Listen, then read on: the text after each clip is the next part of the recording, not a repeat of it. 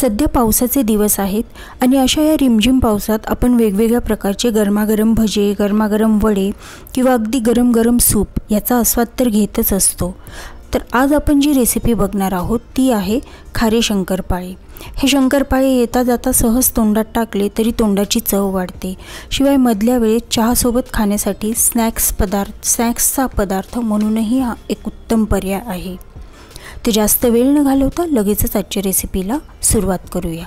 या ठिकाणी मी 4 कप मैदा घेतलेला आहे। व्हिडिओमध्ये जो कप दिसतोय त्या कपानेच हा मैदा घेतलेला आहे। तर कप जो आहे तो अगदी दाबून त्यामध्ये मैदा भरायचा नाहीये। तर व्हिडिओमध्ये दाखवलं त्याप्रमाणे हा मैदा घेतलेला आहे। तर तो बरोबर 4 कप आहे आणि वजनी प्रमाणात म्हणाल तर अर्धा किलो मैदा आहे। आता यामध्ये आपल्याला दुसरे काही जिन्नस ॲड करायचे तर ते कोणते हे बघूया। इथे मी आपला हा जो रोजचा पोहे खायचा चमचा असतो त्या चमच्याने हे सगळं माप घेतलेलं आहे। तर इथे 1 चमचा ओवा, 1 चमचा जिरे, 10 ते 12 मिरे आणि 1 चमचा मीठ घेतलेला आहे। यापैकी जे मिरे आहेत ते आपण नंतर कुटून घेणार आहोत। आणि आता हे जे ओवा आणि जिरे आहेत हे आपल्याला थोडेसे भाजून त्याची थोडीशी भरड काढून मग ते ह्या शंकरपाळ्यांमध्ये वापरायचे। तुम्हाला जर कच्चेच वापरायचे असतील तरी चालेल, परंतु जर अशा प्रकारे भाजून थोडेसे भरड काढून मग ते शंकरपाळ्यांमध्ये वापरले तर त्याची चव खूपच छान लागते। एकदा तुम्ही नक्कीच अशा प्रकारे ट्राय करून बघा, तुम्हालाही नक्कीच आवडेल। तर आता हे जिरे आणि ओवा भाजताना त्याचा कलर वगैरे चेंज करायचा नाही आहे। तर जसजसे हे जिरे आणि ओवा भाजले जातात त्याचा छान सुगंध यायला लागतो, त्यावेळी गॅस बंद करायचा। जिरे भाजून झाले, आता याच्यामध्ये मी ओवा पण भाजून घेणार आहे। तर जिरे आणि ओवा भाजून झाले की नाही हे आपण हाताने चेक करू शकतो किंवा त्याचा सुगंध यायला लागला की त्यावेळी गॅस बंद करायचा। तर हे पहा हाताला चांगल्यापैकी हे गरम लागतात आणि कलरही इथे बिलकुल चेंज केलेला नाही आहे। आता हे भाजलेले जिरे आणि ओवा एका प्लेटमध्ये काढून घेऊयात। जर कढईत ठेवले तर कढई गरम असते, ते जास्त भाजले जातील आणि मग त्याचा करपट अशी चव येते, त्यामुळे आपण हे डिशमध्ये काढून थंड करून घेणार आहोत। आता इथे मैद्यामध्ये आपण हे सगळे जिन्नस ॲड करून घेऊयात। ते जिरे आणि ओव्याची इथे भरड काढली आहे ती टाकून घेतली आहे। त्यानंतर जे मिरे घेतले होते ते पण खलबत्त्यामध्ये थोडेसे कुटून घेतले ते टाकून घेतलेत। त्यानंतर चवीनुसार यात टाकायचे मीठ आणि आता हे सगळे जिन्नस या मैद्यामध्ये नीट मिक्स करून घ्यायचेत।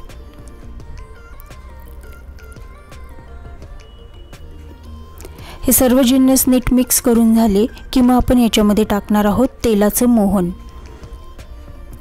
तर इथे आपण ज्या कपाने मैदा घेतला होता त्याच कपाने इथे अर्धा कप तेल घ्यायचं आहे आणि हे जे तेल आहे हे आपल्याला चांगलं कडकडीत गरम करून घ्यायचं आहे। तर 4 कप मैद्यासाठी अर्धा कप तेल हे अगदी बरोबर प्रमाण आहे, याच्यापेक्षा जास्तही घ्यायचं नाही किंवा कमी पण घ्यायचं नाही आहे।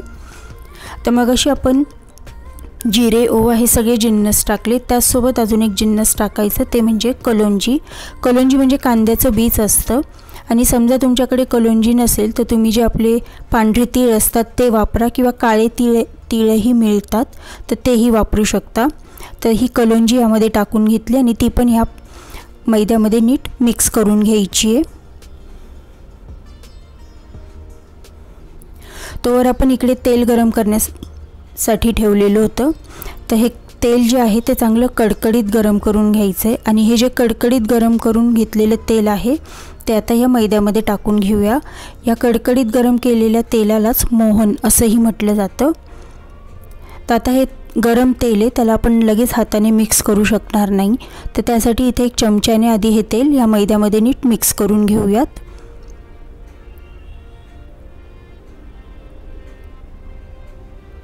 चमच्याने नीट मिक्स करून झालं की नंतर मग आपण हाताने हे सगळं तेल जे आहे या मैद्याला व्यवस्थित चोळून घ्यायचं। असं केलं म्हणजे जे शंकरपाळ्या आहेत त्या चांगल्या खुसखुशीत होतात, त्यामुळे आपण हे नंतर हाताने मिक्स चांगलं चोळून घेणार आहोत।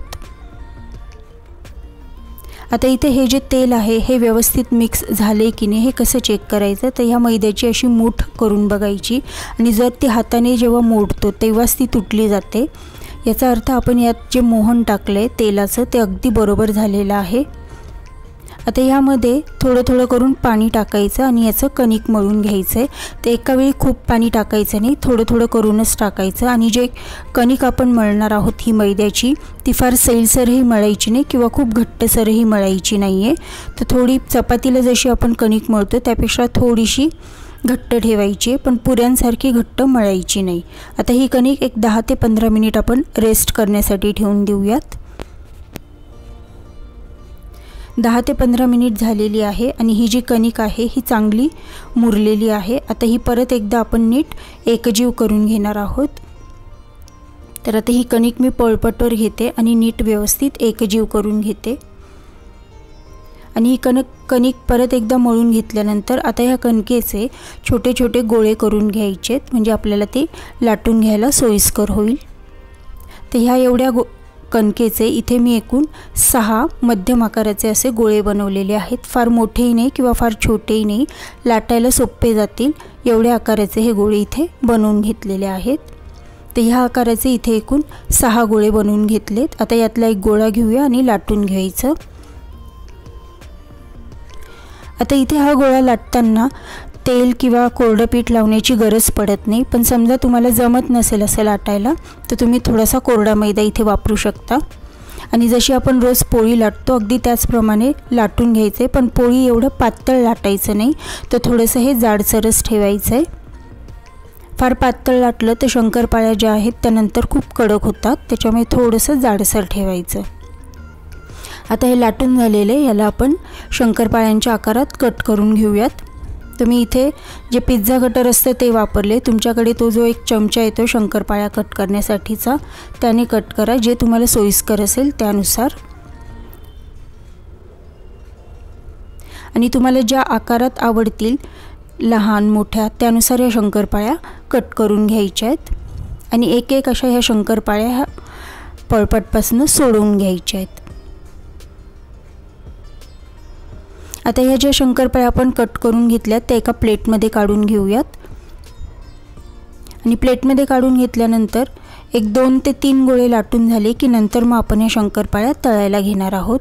आता इथे जेव्हा प्लेटमध्ये ह्या शंकरपाळ्या काढल्या त्या एकमेकांना चिकटल्या गेलेल्या आहेत, परंतु काही काळजी करण्याचं कारण नाही. ज्यावेळी आपण ह्या तळणार त्यात गरम तेलात टाकल्यानंतर ह्या शंकरपाळ्या आपोआप सुट्ट्या होतात. आता इथे शंकरपाळ्या तळण्यासाठी तेल गरम करून घेतले. तेल व्यवस्थित गरम झाले की नाही म्हणून हे चेक करण्यासाठी याच्यात एक छोटा तुकडा टाकून बघितला, तर तेल अगदी व्यवस्थित गरम आहे. फार कडकडीत गरम नाही आहे किंवा अगदी कमी गरम पण नाही आहे. याच्यामध्ये आपण ह्या ज्या कट केलेल्या शंकरपाळ्या आहेत त्या टाकून घेऊयात.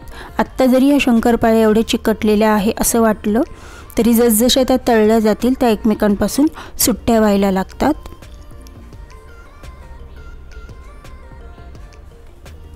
आता इथे जे तेल आहे हे फार कडकडीत गरम करायचं नाही आहे किंवा कमी गरमही ठेवायचं नाही आहे, तर मध्यम गरम असावं. कडकडीत गरम केलं तर शंकरपाळ्या बाहेरून चांगल्या तळल्या जातील, परंतु आतमध्ये मग कच्च्या राहतात. आणि जर कमी गरम असलं तर शंकरपाळ्या ज्या आहेत त्या खूप तेलकट होतात. तर चांगला सोनेरी रंग येईपर्यंत ह्या शंकरपाळ्या तळून घ्यायच्या आहेत. आणि हे पहा सुरुवातीला खूप चिकटलेल्या होत्या शंकरपाळ्या, तर आता सगळ्या छान सुट्ट्या सुट्ट्या झालेल्या आहेत. तर सोनेरी रंग आल्यानंतर गॅस लगेच कमी करायचा आणि पटकन या शंकरपाळ्या एखाद्या चाळणीत काढून घ्यायच्या. म्हणजे त्यात जर थोडंफार जास्तीचं तेल असलंच तर ते ह्या चाळणीतलं निथळलं जाईल. परंतु आपण जे प्रमाण वापरले मैदा आणि मोहन याचं, त्याच्यामुळे शंकरपाळ्या अजिबात तेलकट होत नाही. तर सगळ्या शंकरपाळ्या आपण अशाच प्रकारे करून घेणार आहोत.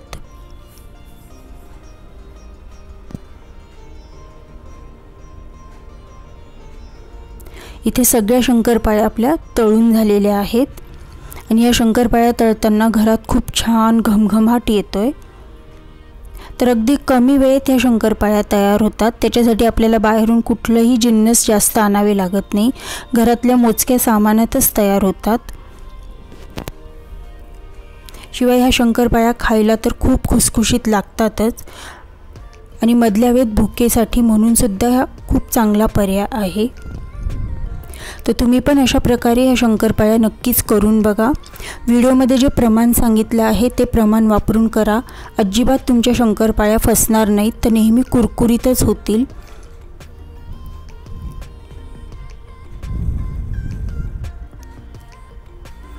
व्हिडिओ जर आवडला असेल तर व्हिडिओला लाईक करा, शेअर करा, कमेंट करून सांगायला विसरू नका. चॅनलवर नवीन असाल तर चॅनलला नक्कीच सबस्क्राईब करा. परत भेटूयात पुढच्या नवीन व्हिडिओमध्ये. तोपर्यंत धन्यवाद.